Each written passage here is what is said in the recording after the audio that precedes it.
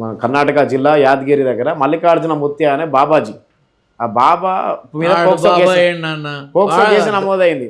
ఇప్పుడు చిన్న చిన్న అమ్మాయిని అసభ్యంగా ప్రవర్తించాడని చెప్పి తల్లిదండ్రులే తీసుకెళ్లి తర్వాత వీడియో యూట్యూబ్లో సోషల్ మీడియాలో పెడితే వైరల్ కావడంతో పోక్సో కేసు నమోదైంది. అక్కడ గుర్తుందా, ఈ మనిషి గురించి నేను మన స్టూడియోలో మాట్లాడాను. ఈ మనిషికి సంబంధించిన మనుషులే జనాల మధ్యలో కూర్చొని అన్ని వివరాలు ఇయర్ ఫోన్స్ ద్వారా తెలియబరుస్తూ ఉంటాడు. లోపల ఒక స్క్రీన్ మీద కూర్చొని ఎవరెవరు ఎక్కడున్నారు ఏమిటి వాళ్ళ నెంబర్లన్నీ ఫీడ్ చేసుకొని ఇక్కడికి వచ్చాక మాట్లాడుతూ ఉంటాడు. ఇది కరెక్ట్ కాదు. ఇంకా మాట్లాడితే కర్ణాటక వాళ్ళు కాదు బయట వాళ్ళు ఎక్కువ వెళుతూ ఉంటారు, ప్యాషనెట్గా వెళుతూ ఉంటారు. ఏదో ఒకరోజు వాడి కాళ్ళు పట్టుకొని దండం పెట్టిన వాళ్ళంతా చీ అని సిగ్గుపడే రోజు వస్తుంది, ఇది మీరు చూస్తారు అని చెప్పా. అవునా? ఇవాళ ఏం జరిగింది? మనుషులు నిజంగా వాడికి అంత శక్తే ఉంటే, వాడికి అంత పవరే ఉంటే ఇక్కడ కాదు అక్కడ వాడి చుట్టూతా ఉన్న దరిద్రాన్ని పోగొట్టమని చెప్పని అడిగా ఆ రోజు. అక్కడ ఆకలితో ఉన్న అన్నార్తుల బాధ తీర్చమని చెప్పా. చదువుకోలేని వాళ్ళకి చదువు చెప్పించమని చెప్పా. నిజంగా అంతటి ఘనుడా పార్టీ అయితే నాన్న బాబాలు, స్వామీజీలు, గురువులు వీళ్ళంతా కూడా స్వార్థలాభ ప్రయోజనాల కోసం ఉన్నారేమో అని నేను అనుకుంటా. అక్కడ మఠాధిపతిగా ఉన్నాడు మల్లికార్జున ముత్య. ఒక ఏ మఠాధిపతులు పీఠాధిపతులు ఇవన్నీ నాకెందుకు వచ్చిన నా గొడవ నాన్న? నాకు అవసరమా? నేను సీతమ్మ కొడుకుగా, నారసింహుడి బిడ్డగా, భగవత్ సేవకుడిగా, ప్రజారంజకంగా, ప్రజాసేవకుడిగా 10 మందికి ఉపయోగపడే విధంగా ఈ జన్మ ఉంటే చాలని కోరుకుంటున్నా. చాలా క్లియర్గా చెప్తున్నా. ఇప్పుడు ఈ బాబాలని అవని ఇవని నమ్మేవాళ్ళు గాంధీ హాస్పిటల్లో, ఉస్మానియా హాస్పిటల్లో ఈ ఫ్రీగా చేయించుకోవడం కోసం వచ్చి చేయించుకోలేక ప్రాణాలు పోతున్న అనేక మందికి ఉపయోగపడచ్చుగా వీళ్ళంతా.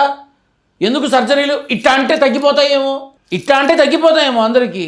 ఈ బాబాలందరి దగ్గరికి ఓయమ్మ పోయి తెలంగాణ నుంచి కూడా పోయారు అతని దగ్గరికి, విపరీతంగా పోయారు, పెద్ద పెద్ద బళ్ళు వేసుకుని పోయారు.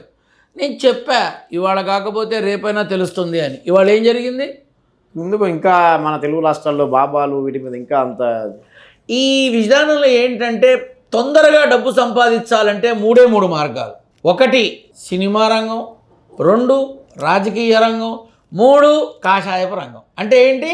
ఈ కాషాయ వస్త్రాలు ధరించేయడం, నేను ఒక గురువుని బాబాని అని చెప్పుకోవడం. ఎందుకు ఇంత విధానాల్లో వీళ్ళు చేయడం? ఆలోచించవచ్చు కదా. ఎందుకు వాళ్ళకంటూ ఒక ప్రత్యేకమైన ఇది అంత దేనికోసం? ఏమన్నా అంటే విడిగా చూడాలా? పోనీ వాళ్ళకి చూద్దాం, ఓకే. వాళ్ళ దగ్గర నిజంగా అంత శక్తి అంత విధానము ఉంటే దరిద్రాన్ని తరిమేయండి, ఆకలిని రూపమాపండి, చదువులు ఇప్పించండి, వైద్య విద్య ఈ రెండింటిని ఇప్పించండి. అవి చెయ్యరు. వాళ్ళకి కావాల్సినవన్నీ చేస్తారు. ఇప్పుడు ఈ బాబాల వల్ల నిజంగా జరిగే పూజలు కానీ అవన్నీ కూడా కొంత అదవుతున్నట్టేనా? దేవతల గుళ్ళల్లో, ఆలయాల్లో జరిగే నానా మార్కెట్లోకి నకిలీ వచ్చిందంటే ఒరిజినల్ బిజినెస్ తగ్గిపోతుంది.